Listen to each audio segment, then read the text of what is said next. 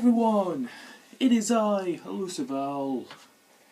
Today we're going to be doing another Death Battle reaction video that has come out last week, I believe. So today's Death Battle combatants are two of my all-time characters that have really inspired me throughout my childhood. It's Crash Bandicoot versus Spyro the Dragon. Damn, this is going to be a tougher battle. I cannot call which one I can say who's going to win, really, because these two have been amazing. These two have been the pinnacle, the icons of every early 2000s and 90s kids' childhood of gaming, of the gaming spectrum. So yeah, personally, if you ask me myself who I think is going to win, I wouldn't give you a straight answer instantly. It is really tough to call between these two.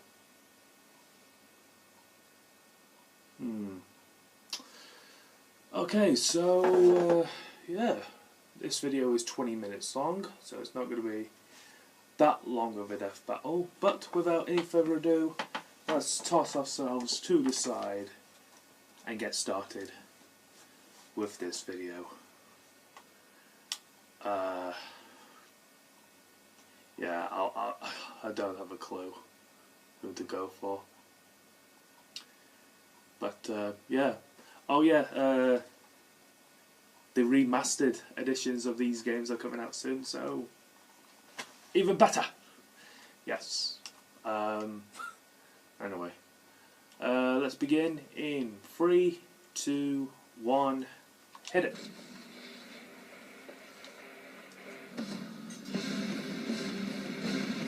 The early 1990s played host to one of the biggest battlegrounds the world had ever seen. Yep. The console wars. Nintendo and Sega's mascots were locked in a merciless duel over the gaming throne. But when the smoke cleared, a surprise third challenger was rising to the top. The Sony PlayStation. And it didn't have just one mascot. It had two. Crash Bandicoot, the mutated marsupial from Down Under.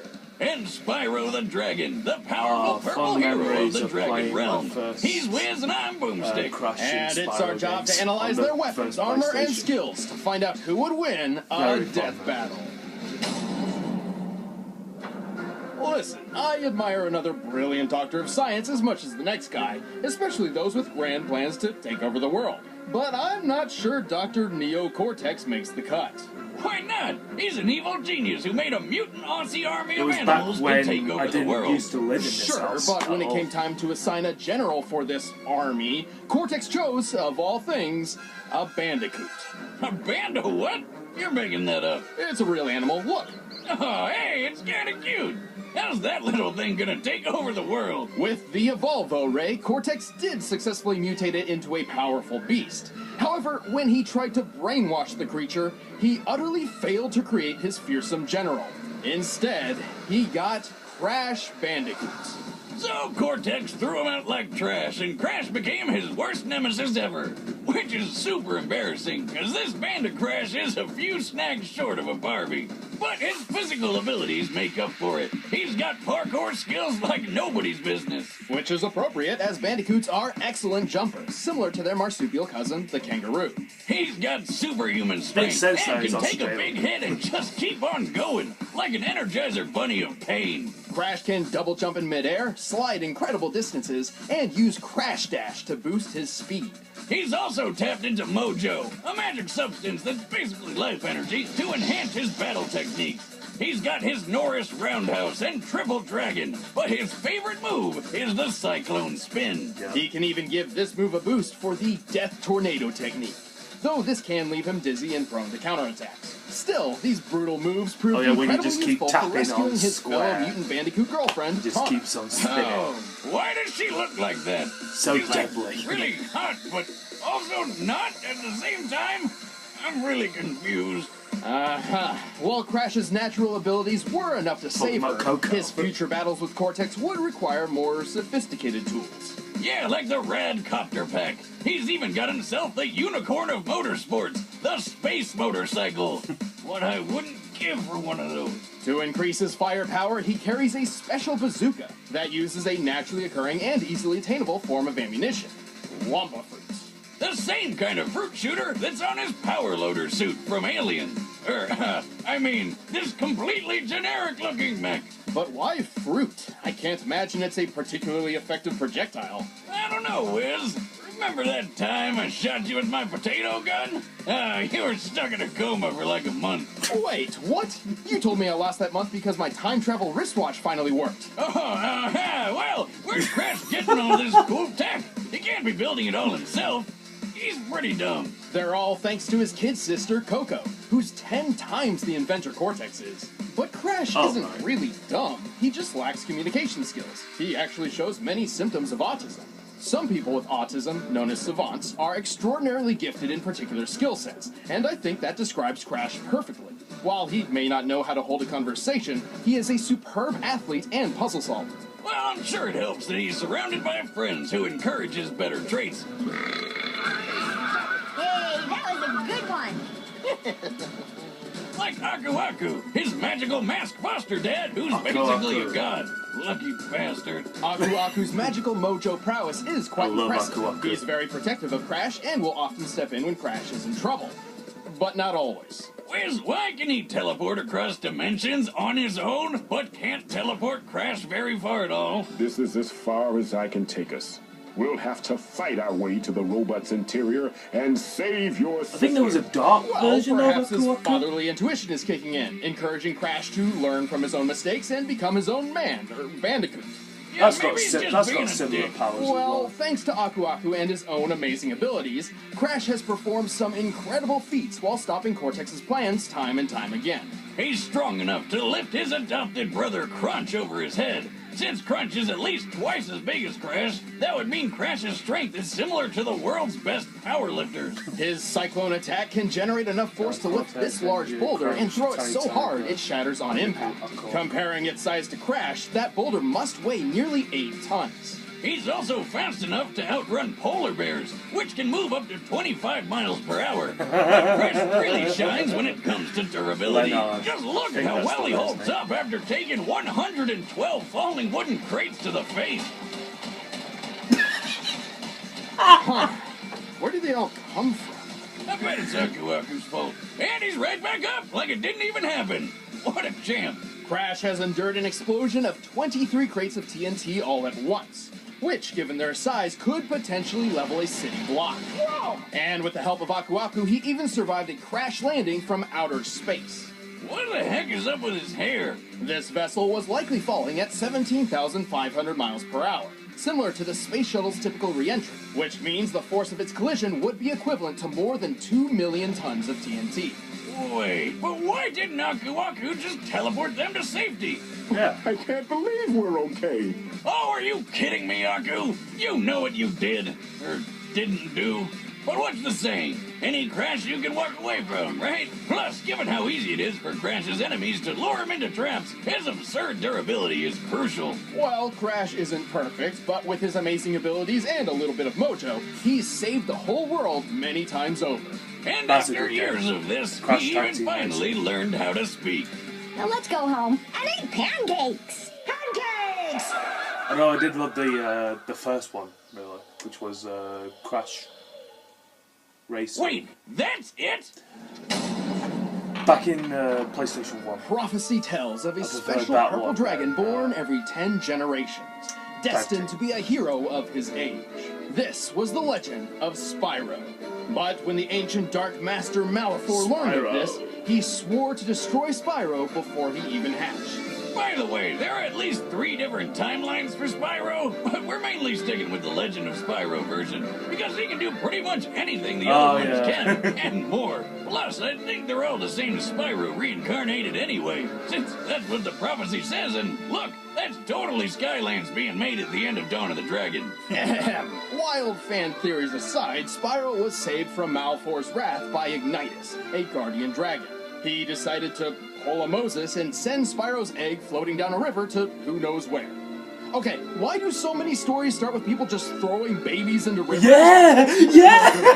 Wrong, Wiz. It worked out fine for Spyro. He was found and adopted by a Moments like family these, of he always starts dragonflies. out And with even without having, fellow like, a little dragons baby around, or an Spyro egg, grew up just, to like, be a pretty good floating fighter. them down He's into the strong, river. tough, and makes good use of his horns, tail, and Like claws. Prince of Egypt, But not his man, weight. Dragon Ball Not Z. yet. Without a dragon's parentage, Spyro remained mostly grounded during his childhood. But he got pretty good at using his head. Like the fun way, not the brainy stuff. You do not want to be on the other end of his charge attack.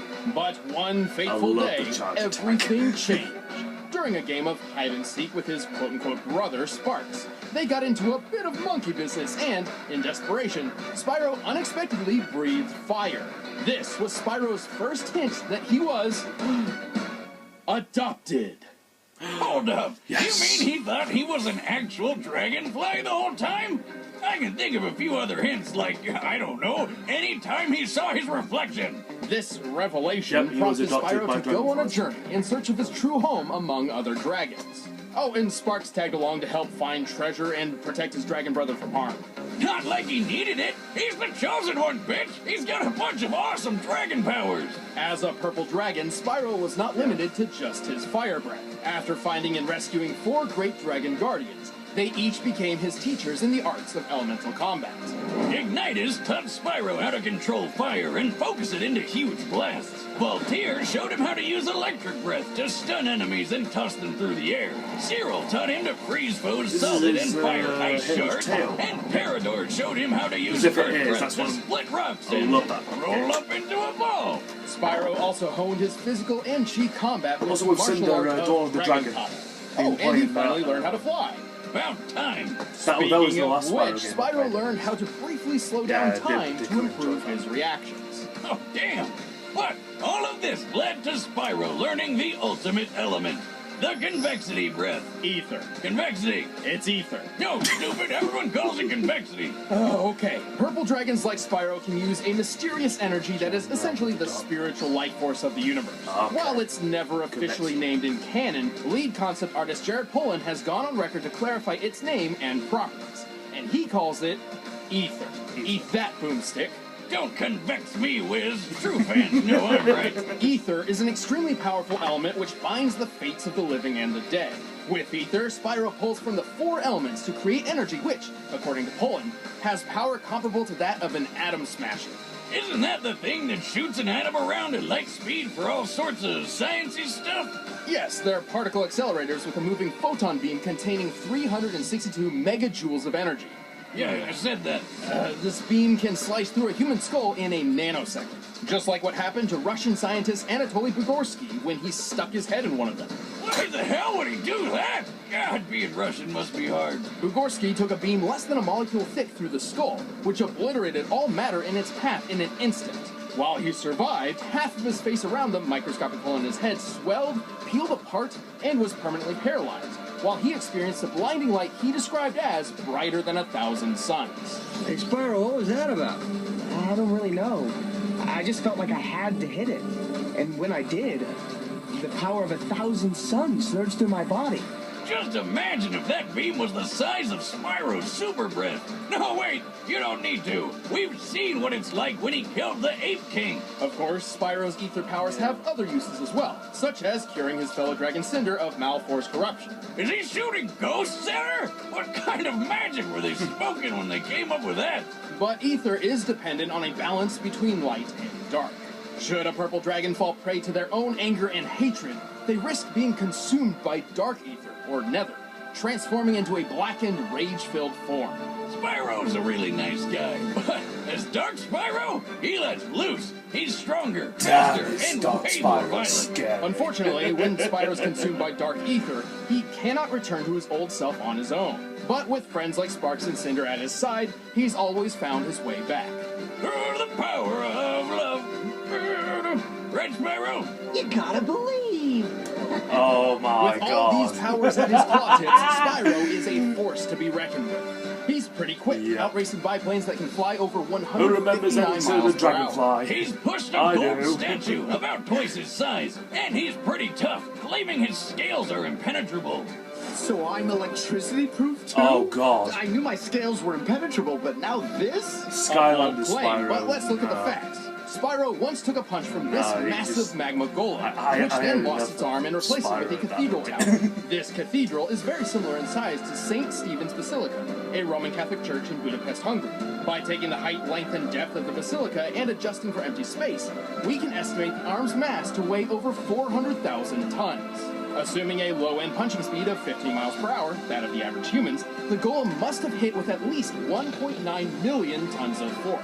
And after getting all these powers, saving the dragons, and defeating the Dark Master himself, Spyro tapped into ether one last time to literally pull the exploding planet back together. What? How the hell? How? I'd say a mix of the power of love, magic of friendship, and a smidgen of prophetic destiny. Wiz, I want a pet dragon more than anything. It's a sad sight, Sparks. Another noble warrior falls victim to the plague of love. Just look away. I can't. All I right, can't the call combatants it. are set. Let's end this debate I can't once call and it. for all. I'm just gonna have to But watch. first, let me tell you about the mascot of good food, Blue Apron.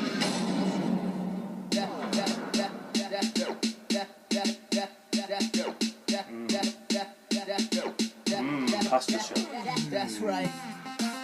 Blue Apron. Non-GMO.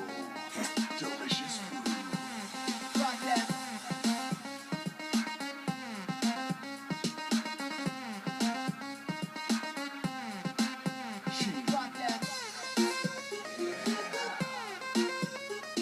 Tropical splash.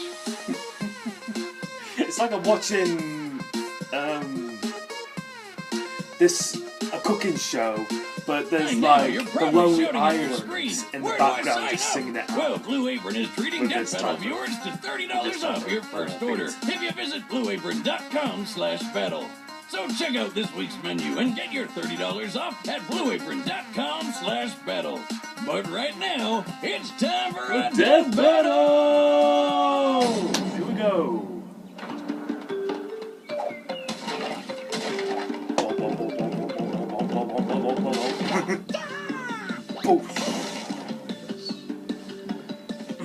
Oh, this far up.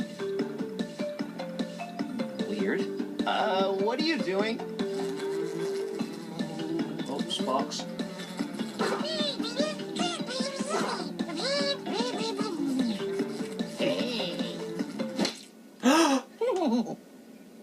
Sparks! Did you just kill Sparks, did you? Crash just killed Sparks! No! No, Crash! Done! You just killed one major assets in every child's game! You asked for it! Oh, good, good.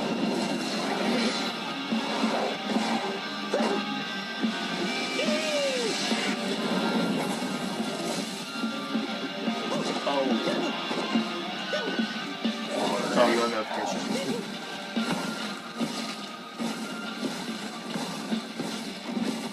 Oh my god, he's not even running that fast and he's still missing.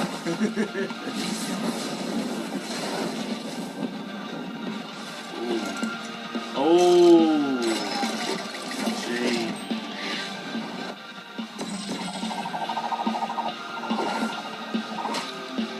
Wait a sec, was that a fruit? Yep.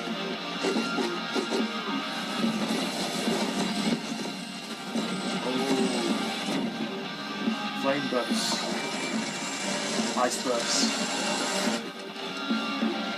Nice. Earth bursts.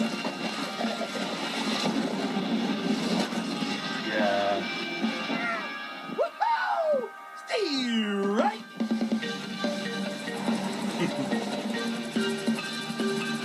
Where do you keep finding these things? Oh, he has his ways, you know.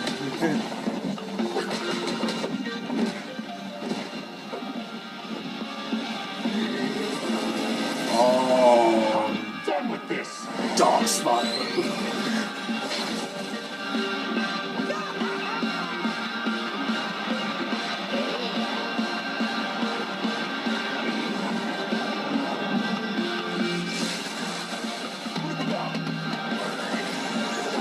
Oh!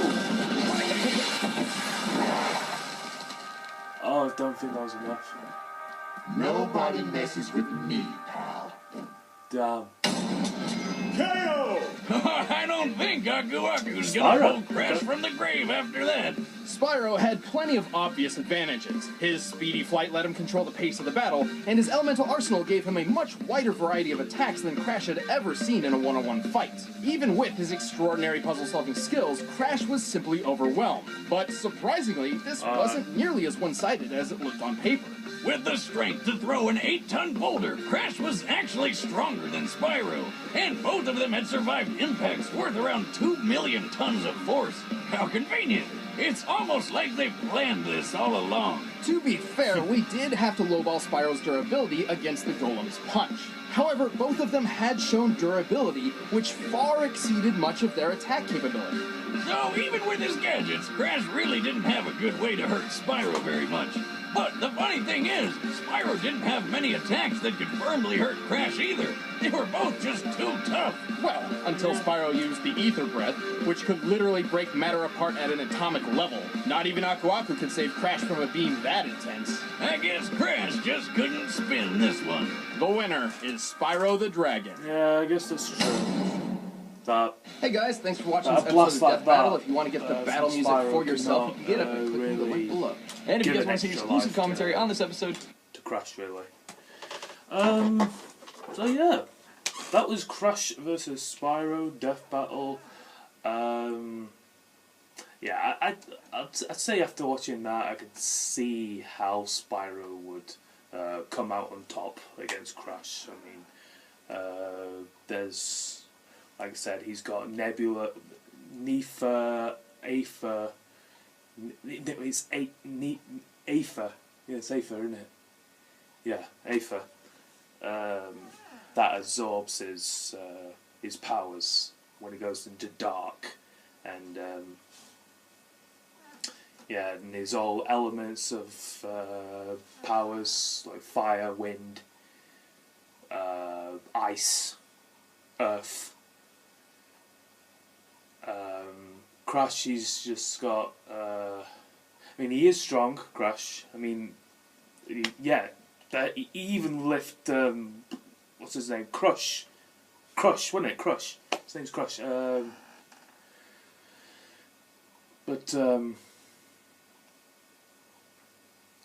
mean, yeah, he's got a contraption that shoots fruits. I mean, he does the whole twist thing that is deadly. But no, yeah, I can see why Crash wouldn't be able to withhold Spyro's power. So yeah, Spyro is the winner there. And what did you think out there? Did you think Crash was going to win, or did you think Spyro was going to win? Let me know in the comments down below. But like I said, it was a pretty tough one to call, so I mean, these both were the pinnacle of my icons of me as a little kid. But yeah, please like, subscribe and comment on what you think, and I will see you all in the next video. Goodbye.